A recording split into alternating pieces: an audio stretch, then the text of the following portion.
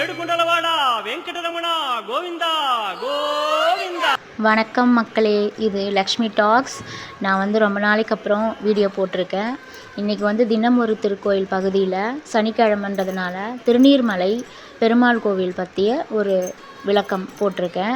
இந்த கோவில் எங்கே இருக்குதுன்னு பார்த்தீங்கன்னா செங்கல்பட்டு மாவட்டத்தில் இருக்குது. ஊருன்னு பார்த்திங்கன்னா திருநீர்மலைன்னு சொல்லுவாங்க. மூலவர் நீர்வண்ணன்.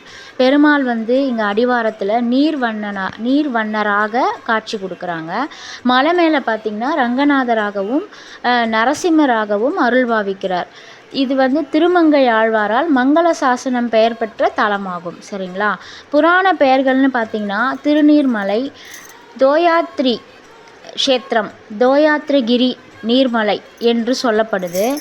ஏன்னா தோயாத்ரின்னு சொல்லி என்ன அர்த்தம்னு கேட்டிங்கன்னா நீருன்னு அர்த்தம். ஓகேங்களா.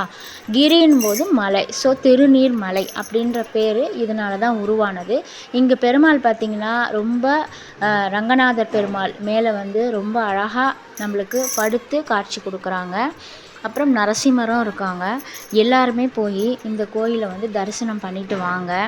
பாடல் வகைன்னு பார்த்திங்கன்னா 4000 திவ்ய பிரபந்தம், மங்களாசாசனம், திருமங்கை ஆழ்வார் அவரால் பாசுரம் பாடப்பட்டது. ஓகேங்களா. இங்கே கல்வெட்டுகள் நிறைய இருக்குது. ரொம்ப பழமை வாய்ந்த கோவில். ரொம்ப ரொம்ப அழகாக இருக்கும். எல்லாருமே போய் பெருமாளை சேவித்து அவருடைய அருளை எல்லாருமே போய் பெறுங்கள். ரொம்ப ரொம்ப அழகான கோவில். தயவுசெய்து எல்லாருமே போய் தரிசனம் பண்ணுங்கள். நான் அடுத்த வீடியோவில் சந்திக்கிறேன்.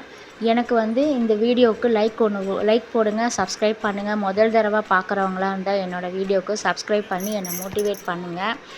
நீங்கள் கொடுக்குற இந்த சப்போர்ட் எனக்கு ரொம்ப ரொம்ப பெரிய மோட்டிவேஷனாக இருக்கும். தயவுசெய்து சப்போர்ட் பண்ணுங்கள், லைக் பண்ணுங்கள். வீடியோ பிடிச்சிருந்தா ஷேர் பண்ணுங்கள். நான் அடுத்த வீடியோவில் உங்களுக்கு இதே மாதிரி தினம் ஒரு திருக்கோயில், நல்ல ஒரு கோயிலை பற்றின ஒரு வரலாற்றோடு உங்களை சந்திக்கிறேன். நன்றி, வணக்கம். இந்த நாள் இனிய நாளாக அமைய வாழ்த்துக்கள்.